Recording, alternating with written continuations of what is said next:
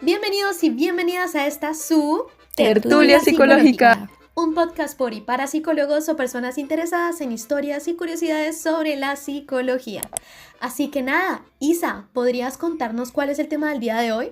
Claro que sí, Aleja. Nuestro programa del día de hoy se llama La psicología en su antes y después como ciencia. ¿Qué les parece? Uy, a mí me encanta este tema, señoritas. ¿Y tú qué opinas, Alison? Más que interesante, Aleja, ya que pensar todo lo que tuvo que pasar para que la psicología sea lo que soy, me parece fascinante. Chicas, ¿ustedes sabían que antes de que la psicología se estableciera como una ciencia en el siglo XIX, esta disciplina era parte de la filosofía? Se centraba principalmente en el estudio del alma, la mente y el comportamiento humano desde perspectivas espirituales, especulativas y subjetivas. Este periodo, conocido como la etapa precientífica de la psicología, abarcó desde la antigüedad clásica hasta el siglo XIX y se desarrolló a través de diferentes enfoques según las épocas. Esto es cierto. Las cuestiones abstractas eran temas muy extensos por abordar. Por ejemplo, lo que mencionas del concepto del alma, pues en la antigüedad filósofos como Platón y Aristóteles abordaron el alma como un principio vital. Platón consideraba que el alma era inmortal y estaba separada del cuerpo, mientras que Aristóteles la definió como la forma del cuerpo y propuso 3 tipos de alma: vegetativa, sensitiva y racional. Precisamente. Y también miren que durante este periodo el estudio del alma se entrelaza con la teoría cristiana. Pensadores como San Agustín reflexionaron sobre el libre albedrío y la naturaleza del alma desde una perspectiva más religiosa. Además, pienso yo que los periodos donde todo esto sucedió fueron muy interesantes, pues hablamos de antigüedad clásica, edad media y edad moderna. En efecto, mira, precisamente en la antigüedad clásica se sentaron las primeras bases filosóficas sobre el alma y la mente. Hipócrates desarrolló una teoría sobre los temperamentos basada en los humores corporales muy interesante. Y cómo olvidar la Edad Media, donde justamente la psicología estuvo dominada por explicaciones religiosas y filosóficas relacionadas con el alma, como les estaba comentando. Y finalmente la edad moderna, donde se introdujeron conceptos racionalistas como el de Descartes y empiristas como el de Locke, marcando una transición hacia un pensamiento más sistemático. Y pensar que a pesar de estar de desacuerdo ambas posturas, por mucho tiempo ambas tenían razón, pues el conocimiento se origina tanto por la razón como por sensaciones y estímulos externos. Además de eso, es curioso pensar cómo en esa época tenían muchas limitaciones en el pensamiento, ya que la psicología precientífica carecía de métodos empíricos rigurosos. Sus teorías eran especulativas y no podían ser verificadas experimentalmente. Pero, ahora sí que se viene lo bueno, queridos oyentes. ¿Cómo fue que pasamos de un pensamiento tan reduccionista y llegamos poco a poco a lo que somos hoy? Imaginen que están en un laboratorio en 1879. Wilhelm Wundt, precisamente, un hombre con gafas redondas y barba blanca, les pide que describan lo que sienten al ver una luz roja. Él quiere descomponer la mente en sus partes más básicas, como si fuera química. Pero no pasará mucho tiempo antes de que los otros psicólogos se rebelen contra esta idea, proponiendo nuevas formas de entender la mente y el comportamiento. Aquí se empieza a generar un debate entre el funcionalismo y el estructuralismo, ya que el estructuralismo de Wundt y Titchener intentó analizar la mente en sus elementos más simples, como la química analiza los átomos. Y el funcionalismo de William James se opuso. No importa qué es la mente, sino para qué sirve. Así es como hoy la neurociencia busca entender la mente en partes, como el estructuralismo. Pero la psicología evolutiva la estudia como un sistema adaptativo, como el funcionalismo. Y sigue existiendo la duda de ¿quién tenía la razón? Ahora, mi gente, ¿qué les parece si hablamos de conductismo? Les propongo un caso. John Watson condiciona a un bebé, el pequeño Albert, para temer a una rata blanca. Cada vez que veía a la rata sonaba un ruido aterrador. Albert terminó teniendo miedo de cualquier cosa peluda e incluso un abrigo de piel.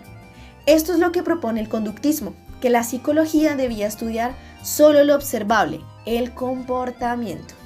Luego, Skinner llevó esto mucho más lejos con su teoría del condicionamiento operante. Todo lo que hacemos es resultado de recompensas y castigos. Y esto se sigue observando hoy en día. Por ejemplo, la publicidad usa principios conductistas para influir en nuestras compras. Y los videojuegos utilizan recompensas para mantenernos enganchados. ¿Saben qué quiero hablarles también? El psicoanálisis y el poder del inconsciente. Pues déjenme decirme que Freud revolucionó la psicología al afirmar que nuestros deseos reprimidos controlan nuestras acciones. Desarrolló conceptos como ello, el yo y el superyo, y la idea de que las experiencias infantiles nos marcan de por vida. Les pongo un caso. Su paciente Dora tenía síntomas físicos sin causa aparente.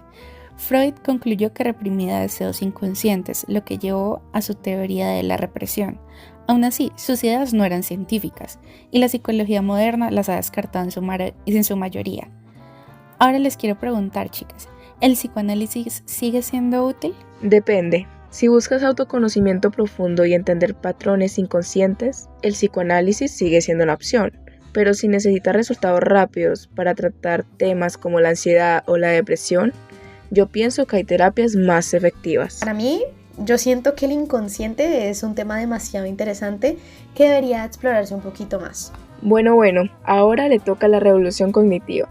En los años 50 y 60, la psicología cognitiva trajo de vuelta el estudio de la mente, desafiando al conductismo.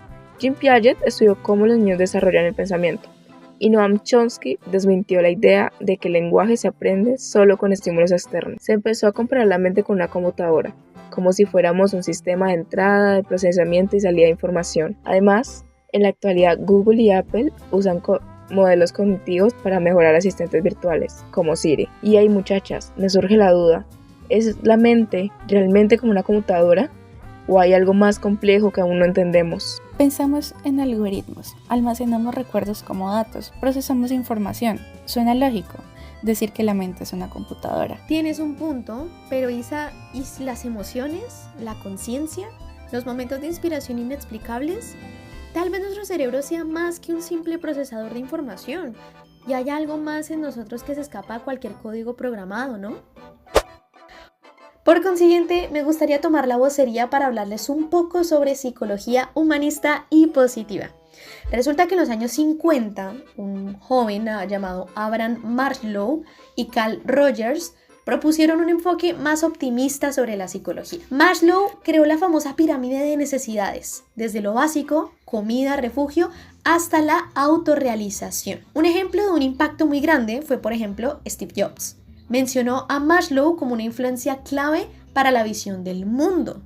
Inclusive en los 90, Martin Seligman lanzó la psicología positiva, enfocándose en la felicidad y el bienestar.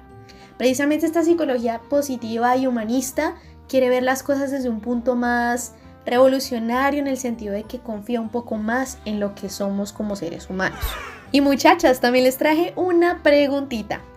¿Nos ayuda realmente la psicología positiva o minimiza problemas estructurales como la desigualdad o no? Al final, la pregunta no es si la psicología positiva funciona, sino cómo la usamos. ¿Es una herramienta para creer o una venda para no ver? El optimismo puede impulsar cambios, pero si nos hace ignorar injusticias, se vuelve parte del problema. Ya para ir finalizando, quisiera que habláramos un poco de la psicología de hoy. IA, redes sociales, neurociencia, ya que la psicología se ha expandido en múltiples direcciones. Neurociencia cognitiva, que es usar imágenes cerebrales para estudiar la mente, como la psicología social, que explica fenómenos como la polarización política y la viralidad de las fake news. Psicología del consumidor también estudia cómo las empresas manipulan nuestras decisiones. Algo muy curioso y un ejemplo de la actualidad es cómo la app tan famosa llamada TikTok usa principios psicológicos para captar nuestra atención.